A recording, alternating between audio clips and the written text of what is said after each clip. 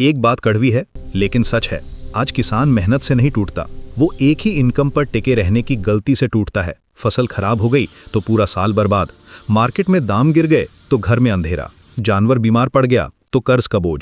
यही तो है आज के किसान की असली समस्या। देखिए, हमारे देश में लाखों किसान रोजाना इसी डर के साथ सोते हैं कि कल क्या होगा। कभी बारिश नहीं आई तो फसल सूख गई, कभी ज्यादा बारिश आ गई तो फसल डूब गई, कभी बीमारी आ गई तो सारा निवेश पानी में मिल गया। ये सिर्फ स्टैटिस्टिक्स नहीं है, ये हर किसान की घर की रियल स्टोरी है। सवाल ये नहीं है कि किसान मेहनत करता है या नहीं, सवाल यह है कि क्या किसान सही सिस्टम से मेहनत करता है या नहीं। और यहीं आता है एक ऐसा समाधान जो किसान की जिंदगी बदल सकता है, क्योंकि स्केल मैटर करता है। छोटे स्केल पर आप सिर्फ सर्वाइवल कर सकते हैं, प्रॉस्पेरिटी नहीं ला सकते। अब सवाल यह है कि 5 एकर्स में क्या करना चाहिए। अगर मेरे पास 5 एकड़ जमीन होती तो मैं देसी गाय से नहीं, विदेशी नस्ल की 10 गाय से शुरुआत करता।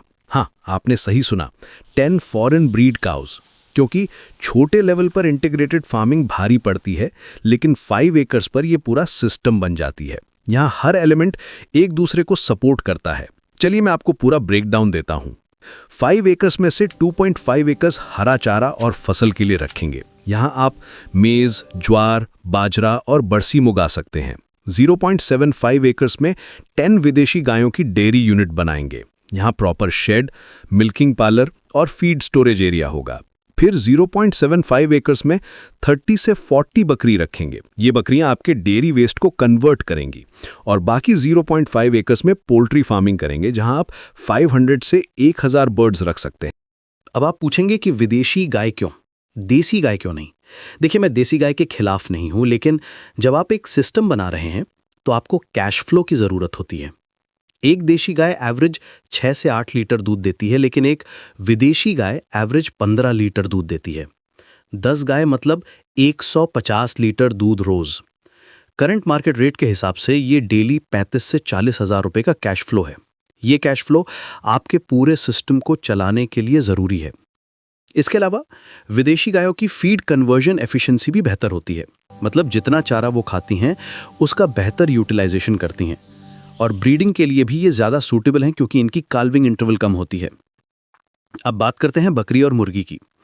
ये अलग बिजनेस नहीं है, ये आपके डेयरी सिस्टम का हिस्सा है।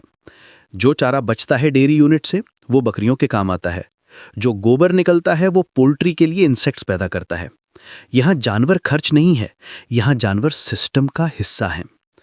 30 से 40 बकरी से आपको मंथली कम से कम 3 से 4 बकरे बेचने को मिलेंगे, जो एडिशनल 15 से 20 हजार रुपए की इनकम देगा। पोल्ट्री यूनिट से आपको डेली एग्स मिलेंगे। 500 बर्ड्स से डेली 300 से 400 एग्स, प्लस हर महीने कुछ बर्ड्स भी बेच सकते हैं। ये भी आपकी मंथली इनकम में 10 से 15 हजार रुपए ऐड करेगा। सबसे बड़ी बात यह है कि ये सिस्टम आपको रिस्क मैनेजमेंट देता है। मान लीजिए आपकी फसल खराब हो गई तो भी आपके पास डेयरी इनकम है। मिल्क की प्राइस गिर गई तो भी आपके पास गोट मीट और एग्स की इनकम है। किसी एक जानवर में बीमारी आ गई तो भी बाकी सोर्सेस चल रहे हैं। इसलिए इंटीग्रेटेड फार्मिंग में किसान टूटता नहीं, संभल जाता है। ये रिस्क डाइवर्सिफिकेशन का परफेक्ट एग्जाम्पल। देखिए, मैं ये नहीं कह रहा कि आप कल से ही ये सब करना शुरू कर दीजिए। हो सकता है अभी आपके पास 5 एकड़ जमीन ना हो, लेकिन जब हो तो आपको पता होना चाहिए कि सही सिस्टम क्या होता है। बहुत से लोग कंफ्यूजन में पड़ जाते हैं कि क्या करना है, कैसे करना है। वो छोटे स्केल पर शुरू करते हैं और फिर फ्रस्ट्रेटेड हो जाते हैं क्योंकि प्रॉपर रिटर्न्स नहीं मिलते। इस सिस्टम की सबसे अच्छी बात यह है कि ये सेल्फ सस्टेनिंग है। आपका चारा अपनी जमीन से आता है, आपका ऑर्गेनिक फर्टिलाइजर अपने जानवरों से आता है, और आपकी इनकम मल्टीपल सोर्सेस से आती है। ये एक कंप्लीट साइकिल है जहां कुछ भी वेस्ट नहीं होता। जो गोबर निकलता है वो आपकी मिट्टी की फर्टिलिटी बढ़ाता है, जिससे चारे की क्वालिटी बेहतर होती है, जिससे दूध प्रोडक्शन बढ़ता है। अब आप सोच रहे होंगे कि इन्वेस्टमेंट कितनी लगेगी। हाँ, शुरुआत में इन्वेस्टमेंट जरूर लगेगी, लेकिन ये इन्वेस्टमेंट प्रोडक्टिव है। 10 फॉरेन ब्रीड काउस की कॉस्ट लगभग 8 to 10 लाख रुपीस। शेड बनाने की कॉस्ट 3 से 4 लाख रुपए। गोट यूनिट की कॉस्ट 2 लाख रुपए। पोल्ट्री सेटअप की कॉस्ट 2 से 3 लाख रुपए। ये सब मिलाकर 15 से 20 लाख रुपीस का इन्वेस्टमेंट होगा। लेकिन जब आपका daily cash flow 150 litres milk से शुरू होगा, प्लस गोट इनकम प्लस एग इनकम, तो आप समझ जाएंगे कि ये इन्वेस्टमेंट वर्थ इट है। रिटर्न ऑन इन्वेस्टमेंट की बात करें तो 2 से 3 साल में आपका इनिशियल इन्वेस्टमेंट रिकवर हो जाएगा। सबसे जरूरी बात यह है कि आपको प्रॉपर प्लानिंग करनी होगी।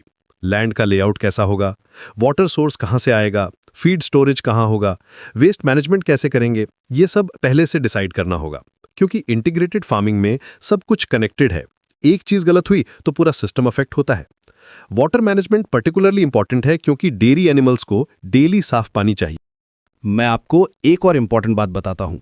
इस सिस्टम में लेबर मैनेजमेंट भी आसान हो जाता है, क्योंकि सारे काम एक ही जगह है, आपको अलग अलग जगह भागना नहीं पड़ता। मॉर्निंग में मिल्किंग, फीडिंग, क्लीनिंग सब एक रूटीन में हो जाता है। आप फैमिली मेंबर्स को भी इजीली इन्वॉल्व कर सकते हैं,